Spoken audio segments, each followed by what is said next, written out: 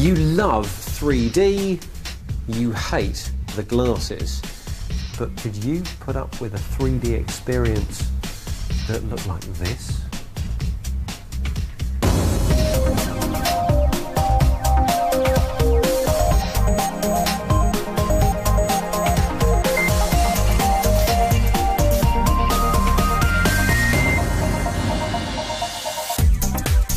"3D TV without glasses does exist, but it can leave you seeing double." This week, Click looks at the latest moves to bring you 3D without the specs appeal, and asks the man behind this fella whether 3D has had its day. Advertising to innocent eyes. The online companies trying to get hold of your kids' hard-earned pocket money. All that plus the biggest tech news stories of the week, and a great way to whip your PC into shape in Webscape. Welcome to Click, I'm Spencer Kelly. We're now about 2 years into the latest wave of 3D mania. Last year, cinema takings were up, and that's largely thanks to the buzz surrounding 3D movies. And in theatres, the technology does seem to be holding up well. In the home, it is a little bit of a different story. Despite the hype at the large technology trade shows, sales of 3D-ready TVs have been disappointing. And I'm sure it is partly thanks to these. The ones you need in the home are bulky, they're expensive, and for the most part, they're just not cool. However, Ian Hardy has been touring the halls at the Consumer Electronics Show in Las Vegas to see how some companies are already reinventing 3D, this time without the specs.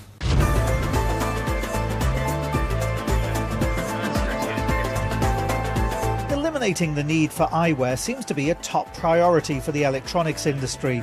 It is true that this year's crop of goggles are lighter and more stylish, but a lot of people in the 3D world want to smash the specs once and for all. And thinking about it, there are a lot more uses for 3D screens if the need for glasses is removed. Navigation in cars, for example, or just everyday smartphones. Toshiba has invented a laptop that plays ordinary media files that look flat until you get close. It is a 2D picture that you're actually approaching to it. Once you approach it, you need to stand for just a moment and let the computer recognize you and make connection with your eyes. Once that is done, the picture at that time is transformed into a 3D image. A major drawback is that only one person at a time can watch in 3D. Toshiba's 3D glasses-free TV screen does allow for multiple viewers, but no matter where you stand, the image tends to look fuzzy at the edges, and generally the picture is blurry enough to be unwatchable for long periods of time. In fact, that was a common problem with a lot of glasses-free 3D technology at the recent Consumer Electronics Show. I did find a couple of exceptions, though. This is a prototype from Sony. It's a Blu-ray 3D player. It's glasses-free and it's portable. The ideal way of viewing this is to put it on your lap and to tilt the screen backwards and forwards until visually it connects with your eyes and you get a perfect 3D picture. It takes a bit of practice and a lot of maneuverability to get the angle absolutely right. That probably means smaller gadgets are likely to be sold in shops for the foreseeable future. A good example is Nintendo's 3DS, which is slated for release later in the year. Sony has embraced glasses-free 3D across several of its product lines, including stills cameras and several video camera models. The screen on this camera uses what's called a lenticular system, so if you don't have 3D glasses or a 3D TV, you can actually get a 3D playback on the camcorder's big bright LCD screen. Of course, all those 3D clips and photos are just begging to be shown beyond their cameras, and a big 3D TV might not be affordable or practical for many consumers. So this year, there are likely to be a whole new range of glasses-free photo frames, and many will be backwards compatible.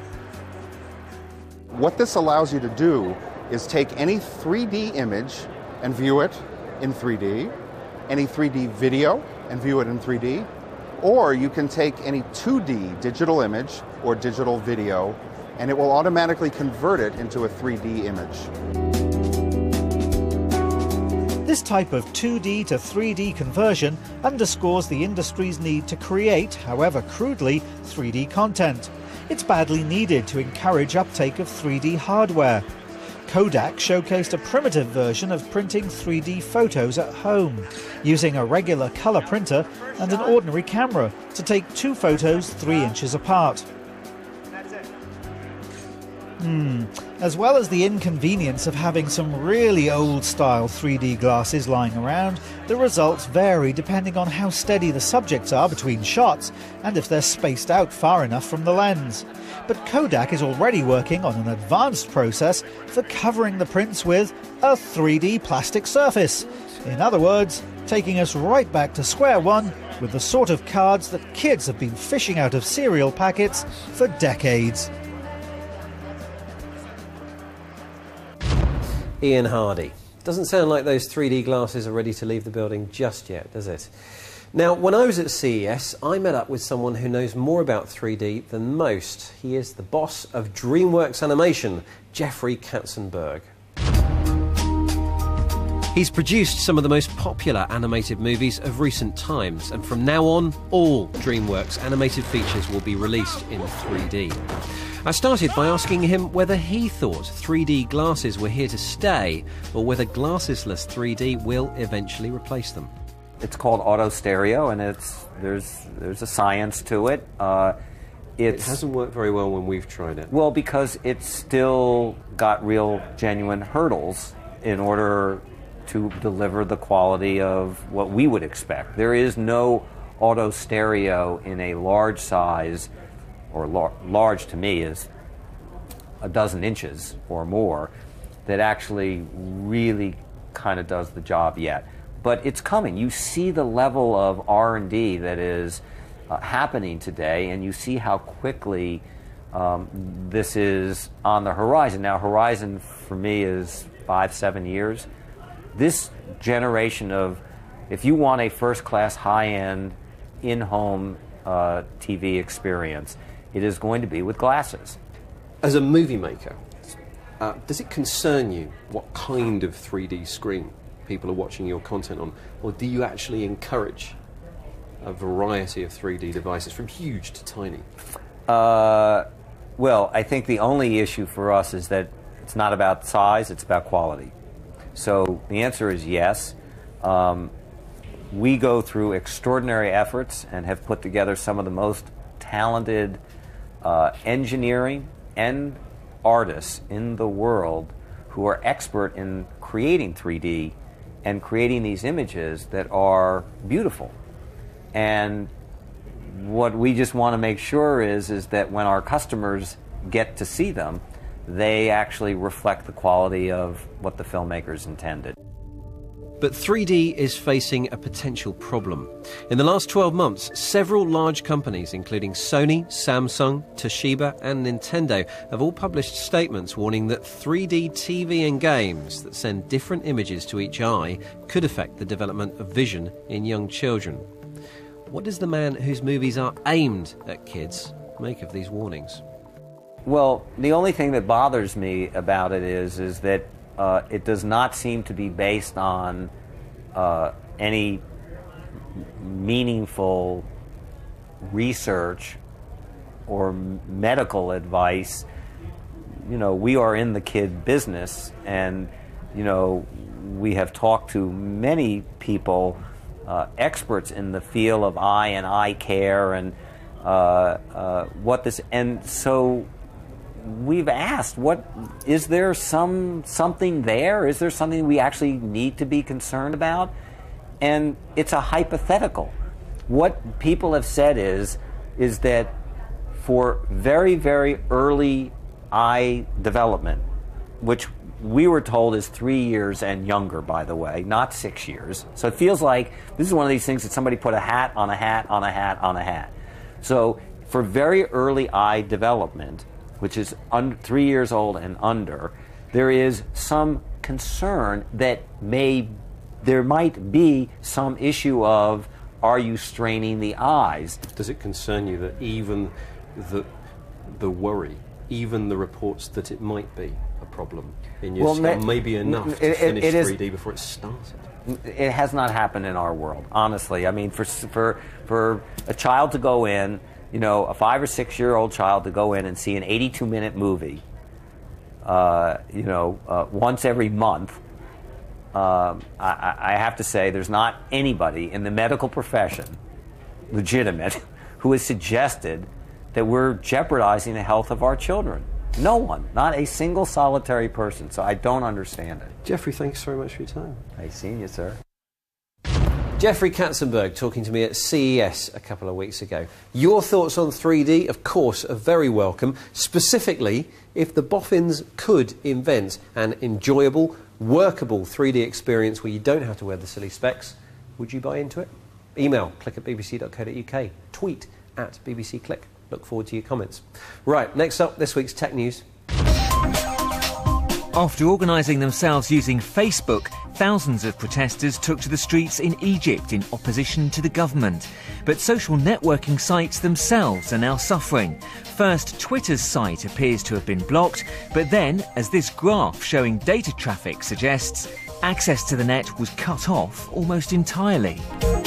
O2 is to create the UK's largest dedicated public Wi-Fi network, and the good news is that it will be free to hop onto regardless of whether you're an O2 customer.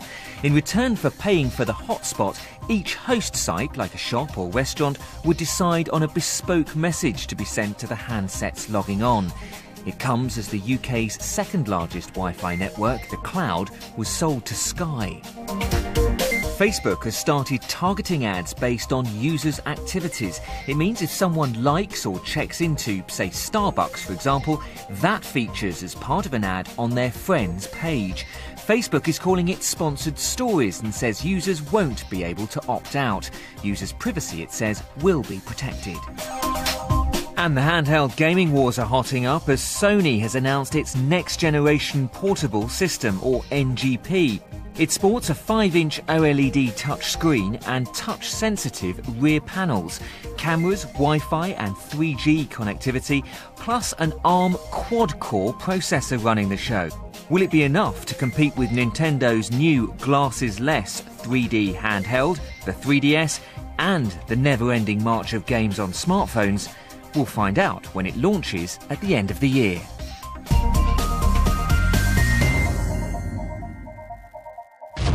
Online advertising is almost impossible to escape these days. And whether we find it annoying or entertaining or a bit of both, we adults do like to believe that we are impervious to its charms and can see through these not-so-hidden persuaders. But what about children? Is it fair to advertise to kids? And is it right to use secretly installed technology to track their surfing habits and then serve them with specifically targeted adverts? David Reed reports on some of the online pitfalls when kids become consumers.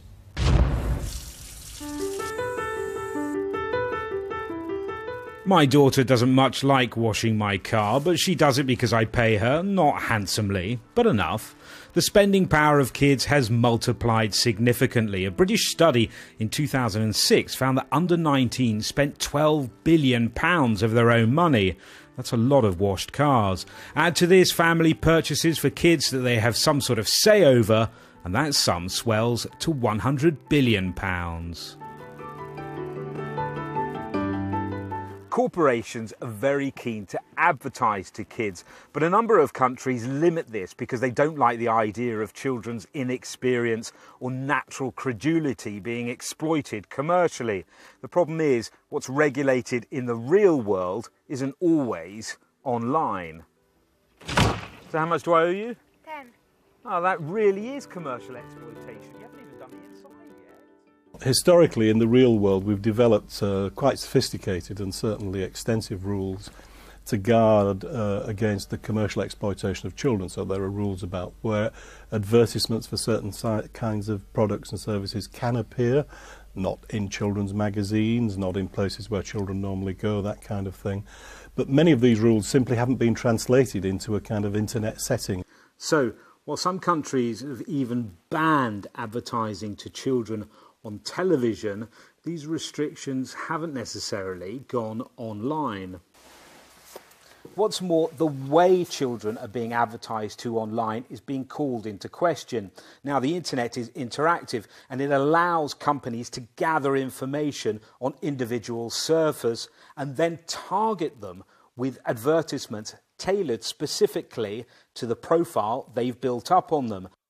Now, there's nothing new in this, but there's growing evidence that data collection and behavioural advertising are being disproportionately used to target children.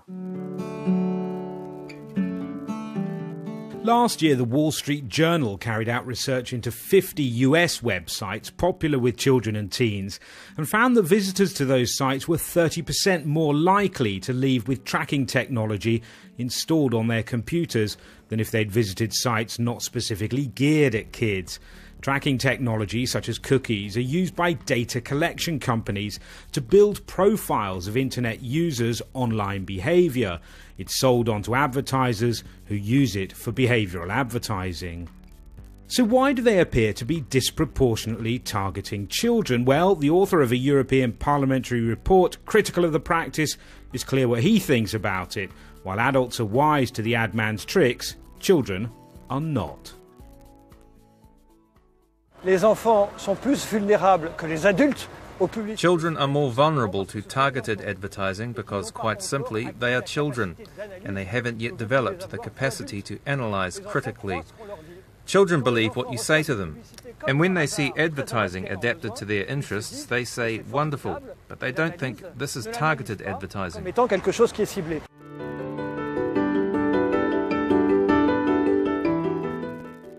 The French branch of the Internet Advertising Bureau is holding its annual symposium. The IAB represents the interests of online advertisers. Part of its self-declared remit is to fend off legislation and regulation that could adversely affect the interest of its members. Philippe Juvin, the MEP you just heard from, wants to ban behavioural advertising to kids and oblige advertisers to prominently flag it up for the rest of us. The advertising industry would prefer that flagging up to be a little more discreet. Yes, absolutely. People should know they are tracked on the internet. But the way which is proposed is basically sending a pop-up every time someone is putting a cookie, which is basically putting unsolicited advertising to explain. This is very annoying and this is going to disturb completely the internet experience. So the way to do it is, I think, a step further, which is to educate. And we should come out as professionals and explain what we're doing. And I wish that Google and Facebook would do exactly the same, because their communication strategy on the subject right now is, to say the least, not productive. That could be changing. Google, Mozilla, Microsoft say they're all launching or developing systems to allow surfers to opt out from online tracking. It would still be a good lesson in life for kids to learn how advertising works. Researchers found 38% of British 9 to 19-year-olds trust most information online. Only a third have learned how to judge the reliability of online information. Media Smarts develop teaching aids so kids can question what they see on the TV and appreciate online that when it comes to targeted advertising, that product you've been thinking about has just popped up on the screen because you put it there. David Reed, and it's true, isn't it? Targeted web advertising is getting so smart it can seem like magic. So how would you suggest that we stop kids from getting hooked in? Let us know. Email click@bbc.co.uk or on Twitter we are at BBC Click. Now, if you use Windows, you'll probably have noticed that it is an enormous piece of software, and you can tell this by the length of time that it takes to boot up when you switch your machine on. Well, Kate Russell starts this week's Webscape with a way to improve your relationship with your PC. No one likes sitting twiddling their thumbs while their computer slowly grinds into life. But I have a free download from Soluto.com to help you soup up your boot. And I'm not talking about the steel toe-capped variety.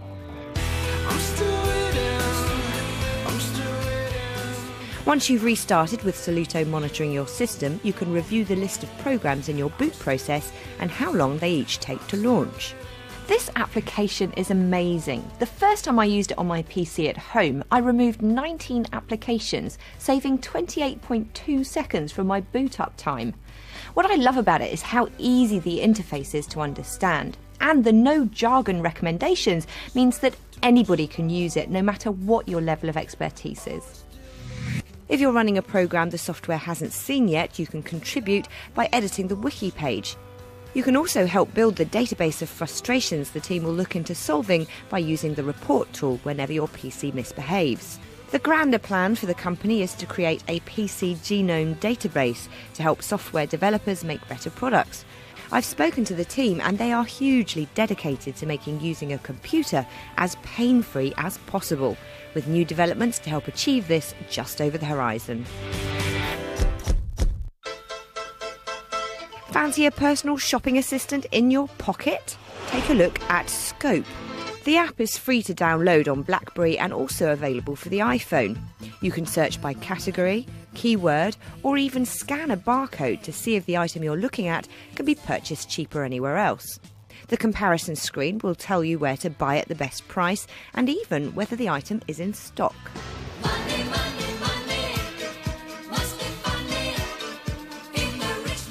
Scope in the UK checks 10 million prices daily from the top 100 retailers, with discount vouchers available for some items. According to its makers, canny shoppers can save up to 75%. And there's even the option to add an alert when an item drops in price or comes back in stock. As well as the UK version, there's an app for US shoppers and a good range of product categories covered, from electrical to computer games, books, jewellery and clothes. According to the makers, they're going to be adding groceries too, so you can save money every week on your food shop. How often do you stop to take a look around you?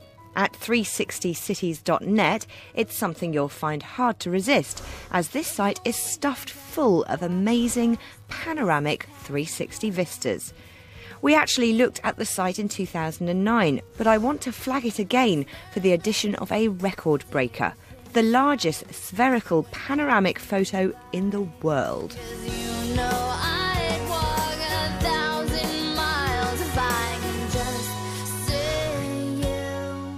For the uber geeks among you, this image has a resolution of 80 gigapixels. That's 80 billion pixels. It's made up of 7,886 individual high-resolution photographs. For the non-uber geeks among you, that's really big. Shot by photographer Geoffrey Martin over a period of 3 days from the top of the Centre Point building at the crossroads of Oxford Street and Tottenham Court Road, it's the highest resolution view of any city that has ever been captured. I could spend all day just zooming about, checking it out. Hang on, isn't that Spencer down there? Kate Russell, and all of Kate's links are available at our website, along with a video stream of this week's programme if you missed anything. bbc.co.uk/click is the address you need. While you're on our site, you can also click through to even more technology by way of our sister programme on BBC World Service Radio. It's called Digital Planet. It's really good. You should check it out. Get in touch with any comments or questions you may have. Email click@bbc.co.uk, or you can follow us at BBC Click on Twitter. That is it for now, though. Thank you very much for watching, and we will see you next time.